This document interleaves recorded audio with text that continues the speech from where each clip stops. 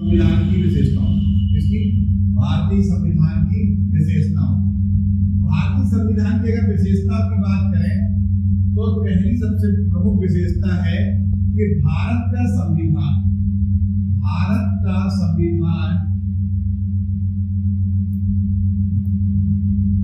विश्व का सबसे बड़ा लिखित संविधान है। भारत का संविधान विश्व का सबसे बड़ा संविधान है, लिखित संविधान, सबसे बड़ा लिखित संविधान।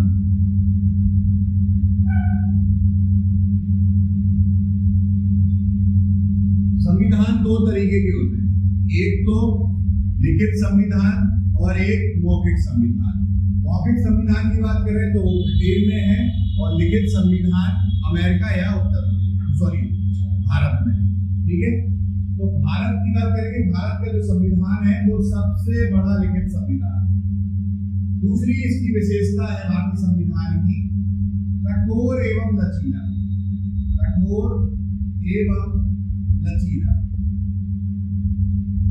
कठोर एवं लचीला को आप इस तरीके से समझिए कि भारतीय संविधान में जो संशोधन करने की प्रक्रिया है वो दो तरीके से है। आर्टिकल 368 में भारतीय संविधान में संशोधन करते हैं, उसमें दो तरीके से संविधान में संशोधन करते हैं। एक तो 2/3 के विशेष बहुमत से कोई बिल पास कर सकते हैं और एक पैटर्न होता है 2/3 बहुमत के साथ आधे से अधिक राज्यों का अनुमोदन प्राप्त होना चाहिए, यानी कि उनकी भी हामी प्राप्त होना चाहिए। तो इस प्रकार से हम देखेंगे कि संविधान कठोर एवं लचीला है। एक जगह पर हम बहुत आराम से संविधान में संशोधन कर ले रहे हैं या किसी प्रकार के बिल को पास कर ले रहे हैं, और दूसरा तरीका क्या है कि जिसमें हमें राज्यों का भी अनुमोदन की आवश्यकता पड़ रही है। तीसरी बात करेंगे स्वतंत्र एवं निष्पक्ष न्यायपालिका। स्वतंत्र एवं निष्पक्ष न्यायपालिका,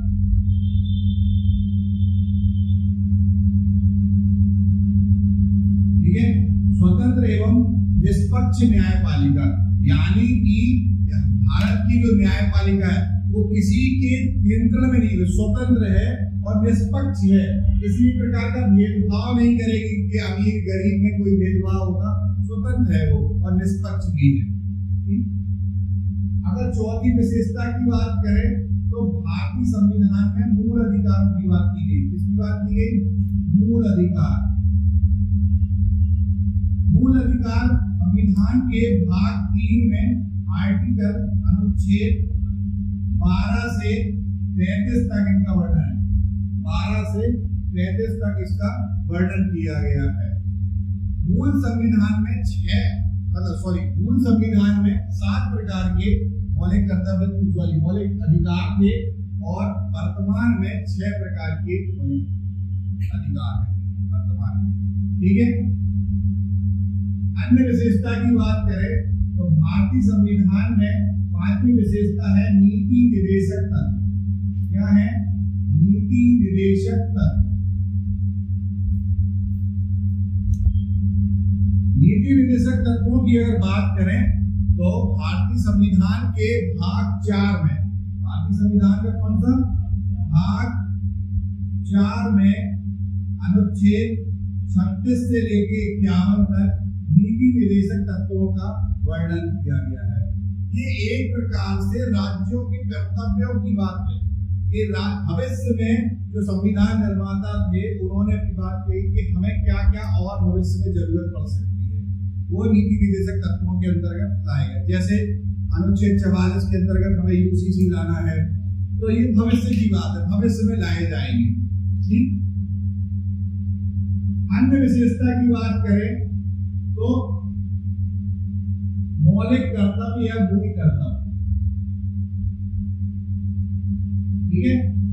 मौलिक कर्तव्य ये संविधान के भाग 4 का में अनुच्छेद 51 का में है इसका वर्णन। ये मूल संविधान में नहीं थे, बाद में इनको जोड़ा गया है। पहले ये 10 मूल कर्तव्य थे, वर्तमान में ये 11 मूल कर्तव्य है। वर्तमान में भारतीय संविधान में 11 मूल कर्तव्य है।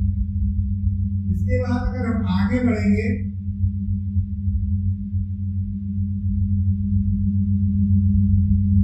तो अन्य विशेषताओं में अगर हम आगे बढ़े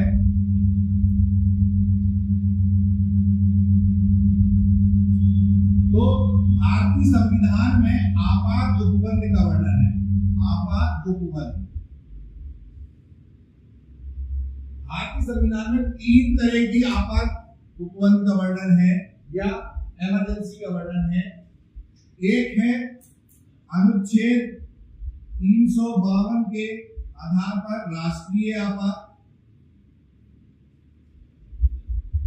दूसरा है संवैधानिक तंत्र की विफलता यानी कि राष्ट्रपति शासन। राष्ट्रपति शासन ये है अनुच्छेद 356 में। और तीसरा उपबंध है आपातकाल का आर्टिकल 360 में वित्तीय आपात। क्या है? वित्तीय आपात। अभी तक राष्ट्रीय आपात को 3 बार लगाया जा चुका है। राष्ट्रपति शासन कई बार लग चुका है, 100 से अधिक बार लग चुका है। सबसे पहले पेप्सू में लगाया गया, ठीक है। और आर्टिकल 360 वित्तीय आपात को अब तक नहीं लगाया गया। अनुच्छेद 360 का प्रयोग अब तक नहीं किया गया, ठीक है। इसके बाद हम आगे बढ़ते हैं और एक अन्य विशेषता की बात करते हैं। भारतीय संविधान में एकल नागरिकता का प्रावधान है। कैसा प्रावधान है? एकल नागरिकता का प्रावधान है। यानी कि भारत का कोई व्यक्ति है जो भारत का नागरिक है, वो किसी अन्य देश का नागरिक नहीं हो सकता। और अगर कोई व्यक्ति दूसरे देश का नागरिक है तो भारत का नागरिक नहीं हो सकता। किसी एक देश की नागरिकता का प्रावधान है, ठीक है। आगे बढ़ेंगे तो भारतीय संविधान की एक और विशेषता है सार्वभौमिक वयस्क मताधिकार। सार्वभौमिक वयस्क मताधिकार, ठीक है। भारतीय संविधान में जब संविधान बना था उस समय 21 वर्ष से ऊपर की आयु के लोग वोट करते थे पहले, लेकिन वर्तमान में 18 वर्ष से ऊपर की आयु के लोग वोट करते हैं। उन्हें वोटिंग का राइट दिया गया है। याद रखें, वोटिंग का राइट फंडामेंटल राइट नहीं है, मूल अधिकार नहीं है। ये जो चेंजेस हुआ वो 61वें संविधान संशोधन 1989 से लागू हुआ और ये 61वां संविधान संशोधन 1988 था, ठीक है। अधिनियम 1988 था और 89 से इसको लागू कर दिया गया। यानी 89 से 18 वर्ष से ऊपर के व्यक्ति वोट डालने का उनको राइट मिला। आगे हम बात करेंगे भारतीय संविधान में अल्पसंख्यकों, एससी और एसटी के लिए विशेष प्रावधान की बात की गई है। विशेष प्रावधान की बात कही गई है। इसमें स्पेशल कुछ सुविधाएं दी गई हैं अल्पसंख्यकों को, अनुसूचित जाति को और अनुसूचित जनजाति। आगे और विशेषताओं की अगर हम बात करें भारतीय संविधान की तो विकेंद्रीकरण की व्यवस्था या विकेंद्रीकृत व्यवस्था या कह सकते हैं त्रिस्तरीय प्रणाली। यानी कि भारतीय संविधान में 3 स्तरीय प्रणाली है शासन की। एक तो केंद्र सरकार, फिर राज्य सरकार, फिर पंचायत। त्रिस्तरीय प्रणाली का वर्णन किया गया। एक और विशेषता की अगर बात करें तो भारतीय संविधान में पंथ निरपेक्ष है। पंथ निरपेक्ष यानी कि सरकार का कोई भी धर्म नहीं होगा, वो सभी धर्मों के साथ समान व्यवहार रखेगी, सभी के साथ समानता के साथ कार्य करेगी। उसका किसी एक धर्म को श्रेय नहीं होगा, वो सभी धर्मों को समान भाव से देखेगी। ठीक है, ये पंथ निरपेक्षता उसकी एक और विशेषता है। ये इतनी सारी विशेषताएं भारतीय संविधान की हैं, ये मुख्य विशेषताओं में से हैं। कुछ और भी विशेषताएं हो सकती हैं, लेकिन ये मुख्य विशेषता है। ठीक है, इनको आप लोग